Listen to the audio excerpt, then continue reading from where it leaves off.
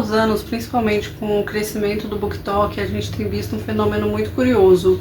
Livros que são copia e cola de outros, rasos, mal escritos, bem ruins às vezes, que estão bombando cada vez mais e fazendo cada vez mais sucesso. Ao mesmo tempo, cresce também o discurso de que tudo bem você só ler bobeira, tudo bem você só ler livro hot, como se a leitura de uma literatura de baixa qualidade não tivesse impacto na nossa formação de pensamento crítico. Mas até que ponto esse discurso aparentemente inofensivo não tem um peso na promoção do anti-intelectualismo na literatura e não alimenta uma cultura de desvalorização do intelecto e da busca por conhecimento? Esse vídeo não é uma crítica aos criadores que indicam esse tipo de livro, nem aos escritores e muito menos aos leitores que consomem esse tipo de literatura, porque eu também acho que tá tudo bem ler bobeira, às vezes eu faço isso direto. Um dos meus livros preferidos é Off Campus, que para quem não conhece é um romance totalmente clichê. Você começa o livro sabendo exatamente como ele vai terminar. É um livro que tem uma falta de escrita ali, ele é um pouco ruim sim, mas é um livro que eu acho extremamente divertido e tudo bem ler bobeira às vezes. Então eu não tô aqui te dizendo que você não pode ler esse tipo de coisa, não é esse o objetivo desse vídeo.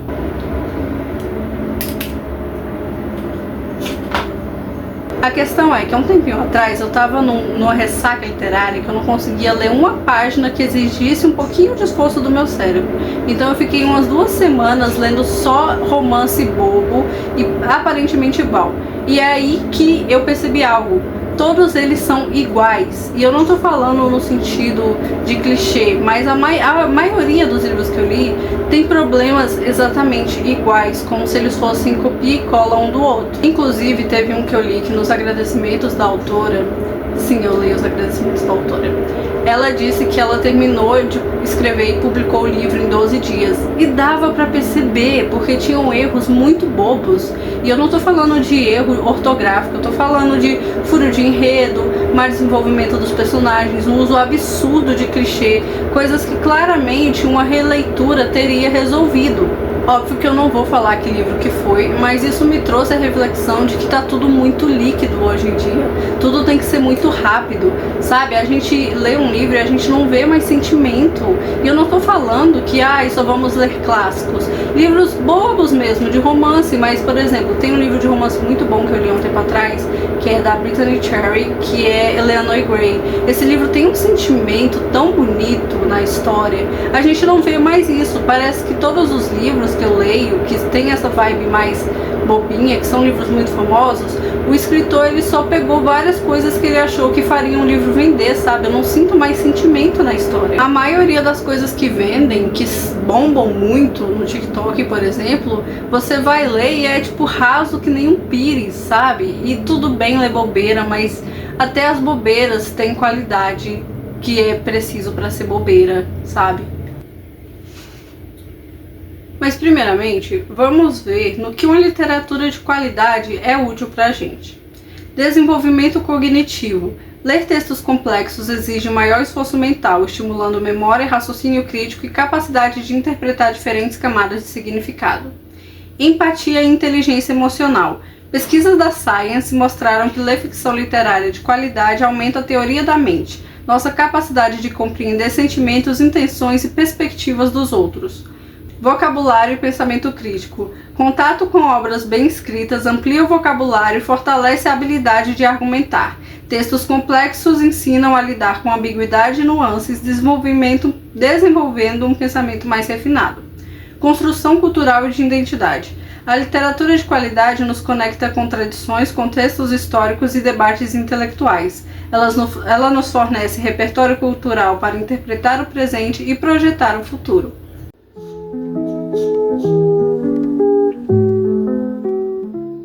Há alguns meses atrás, a minha escritora favorita da atualidade, vulgo A.F. Kuang, lançou o novo livro dela, Catábases. E eu vi muitos comentários no Twitter, principalmente de gringo, dizendo que o livro era muito acadêmico, que o texto tinha muito termo científico, que era muito difícil, que tinha muita profundidade, que era muito prepotente. E eu até fiquei assim, meu Deus do céu, eu vou ler esse livro, eu não vou entender nada.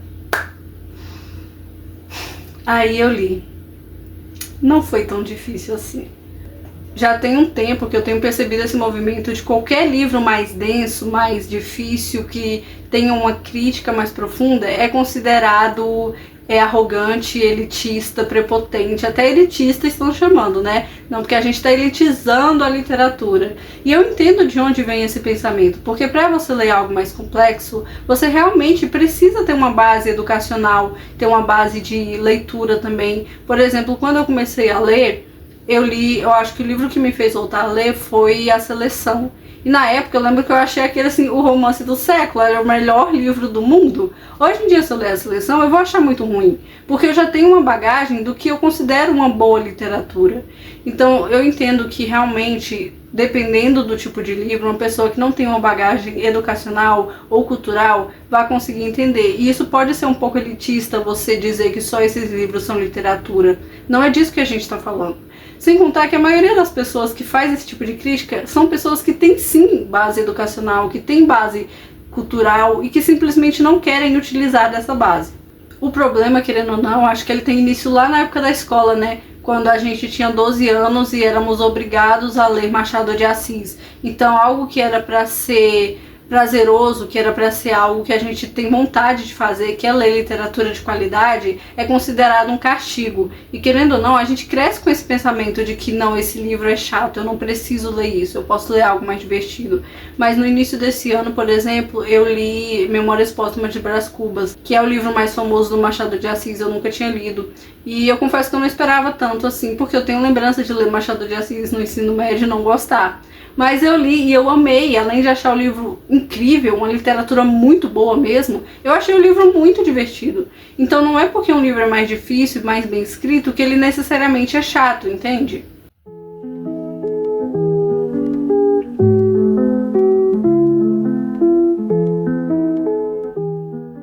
E eu vi um vídeo maravilhoso esses dias, que eu infelizmente não guardei o arroba da menina, mas que ela dizia que antigamente, quando o governo ou as pessoas que estavam no poder queriam manter a população ignorante, eles proibiam livros, fechavam bibliotecas, fechavam teatros, mas hoje em dia isso é muito óbvio, então ninguém faz isso, eles só desencorajam você de ir atrás.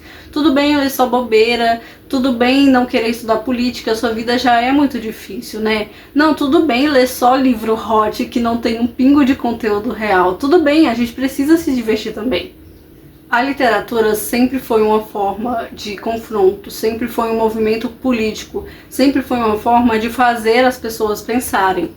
Anne Frank é um livro que conta a história de uma menina que viveu uma guerra onde ela era perseguida por ter uma religião. O livro nos coloca dentro da vida dela naquele momento. Então a gente vê o quão aquilo é errado e o quão aquilo é triste. E nos faz ter aquele pensamento de que nenhum governo devia ter esse poder.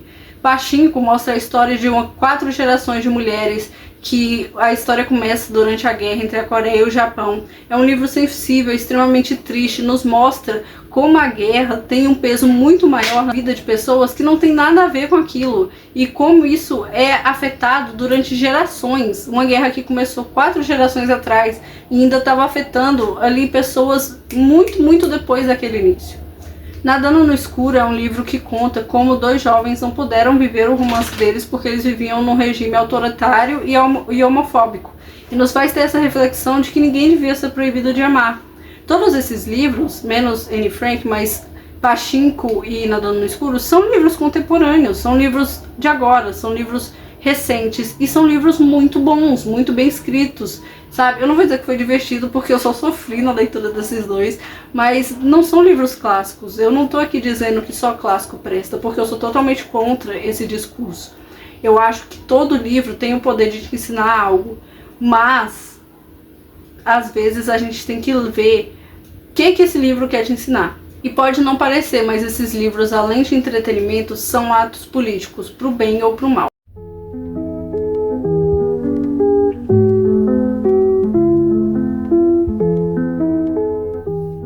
E atualmente o movimento wellness, bem-estar, está muito em alta nas redes sociais, né? Todo mundo quer ser produtivo, todo mundo quer fazer mais, todo mundo quer praticar um esporte. E eu não acho que isso seja necessariamente ruim, mas até que ponto isso é genuíno e a que ponto começa a ser apenas performance. Não.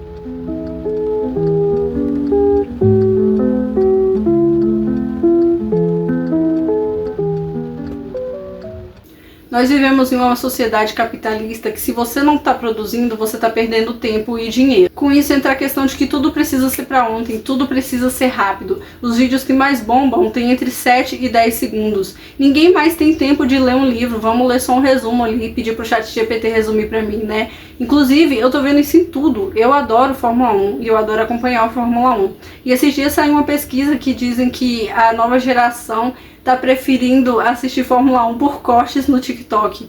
Uma corrida tem em média 2 horas, mas não, 2 horas é muito tempo para você perder na frente de algo, né? Você precisa estar produzindo nesse tempo. Mas o ócio e o lazer, o tédio, eles também são coisas muito importantes para nós enquanto seres humanos. E é muito importante que a gente reconheça que não devemos estar produzindo 100% do tempo. Nós vivemos um momento político em que qualquer pensamento mais crítico é visto como militância. Qualquer crítica vira cancelamento. A gente é uma geração que cresceu com distopias como Jogos Vorazes e Maze Runner e que está cada vez mais conservadora. O ensino atual, ele não incentiva a arte. Por exemplo, meu irmão de 7 anos, esses dias eu estava falando de Romeu e Julieta com ele, e ele não sabia o que era. E aí você fala, Fernanda, mas é normal uma criança de 7 anos não conhecer Shakespeare. Eu concordo, mas eu lembro que na minha época de escola, na pré-infância, lá na primeira escola que a gente faz com 5 anos, eu tinha a apresentação de clássicos como Romeu e Julieta de uma forma infantil, em músicas, em histórias mais adaptadas para crianças. E meu irmão disse que nunca teve isso, ele nunca teve momento de leitura na escola que nem eu tinha. Ele já está na escola há 3 anos, então qualquer coisa que eu lembro que eu fazia na minha época, que era um incentivo à arte, e eu pergunto, ele diz que não faz, nunca fez. E aí isso traz a pergunta, em que ponto a arte se tornou algo banal e descartável? Porque eu lembro que antigamente, é óbvio que a arte sempre foi algo extremamente desvalorizado, mas antigamente você falar que era um artista, que era um escritor, que era um compositor, que tocava um instrumento, era algo visto como uau, né? Tipo, eu lembro que na minha época da escola tinha uma menina que tocava violino. E toda vez que ela mencionava que ela tocava violino, todo mundo ficava tipo, nossa, que legal. Hoje em dia, as pessoas olham pra você e falam, mas pra quê? Isso aí não dá dinheiro? We don't read and write poetry because it's cute. We read and write poetry because we are members of the human race. And the human race is filled with passion. Medicine, law, business, engineering. These are noble pursuits and necessary to sustain life. Poetry, beauty, romance, love. These are what we stay alive for. Para encerrar esse vídeo, eu vou indicar alguns livros muito bons que eu acho que podem te ajudar a pensar um pouco mais e podem te incentivar a ter um pensamento mais crítico e que também vão ser muito divertidos. O primeiro é O Retrato de Dorian Gray. Acho que eu já indiquei esse livro 1 milhão de vezes aqui, né? Nem preciso falar muito sobre, mas que além de ser um livro divertido, ele traz temas como moralidade, falsa moralidade, vaidade, hipocrisia.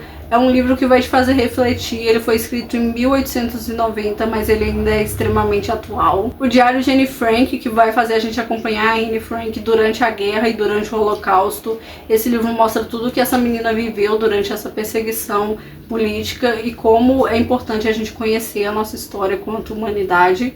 Pachinko, como eu disse, mostra 4 gerações de mulheres que viveram durante a guerra entre a Coreia e o Japão. Também vai nos mostrar o quanto essa família foi afetada por essa guerra entre a Coreia e o Japão. Também fala muito de outros assuntos bem sérios, tá? Como pedofilia, abuso, coisas desse tipo. É um livro bem triste, então é bem sensível. Se você é um pouco mais sensível, tenha consciência de que é um livro pesado e denso e que pode mexer um pouco com a sua cabeça.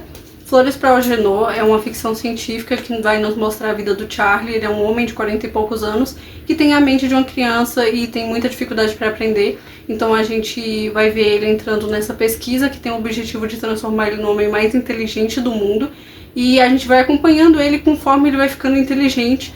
Também é um livro muito sensível, é um livro muito triste, é um pouco denso e é um pouco pesado, mas é uma leitura que flui e a escrita do autor é maravilhosa e eu tenho certeza que vocês vão gostar. Babel, que também é um livro da Kwang, ele é uma fantasia meio adolescente, mas tem muita crítica ao imperialismo e a forma como a gente precisa ser grato por algo que na verdade a gente é vítima. É um livro um pouco denso de ler, a leitura é um pouco lenta, mas é muito bom, um dos melhores livros que eu já li, uma das melhores fantasias que eu já li. Tem um Found Family muito bom, tem muita crítica racial e eu acho que vale muito a pena. Gente Pobre, do Dostoiévski, além de ser um clássico, um livro muito rapidinho de se ler, a escrita é simples, ele é um livro que fala muito sobre aparências, classes sociais e pobreza, obviamente.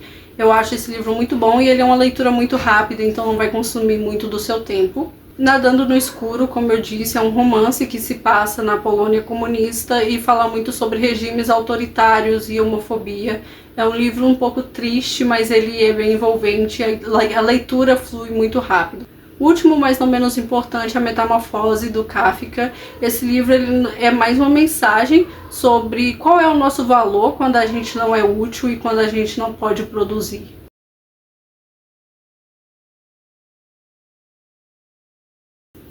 Esse foi o vídeo, eu espero muito que vocês tenham gostado. Se vocês gostaram, não se esqueça de se inscrever no canal, comentar aqui embaixo o que vocês acharam. Eu sei que é um tema um pouco complexo, é um tema um pouco mais profundo do que isso, né? É um tema que tem muitas nuances, mas eu tentei trazer um resumão.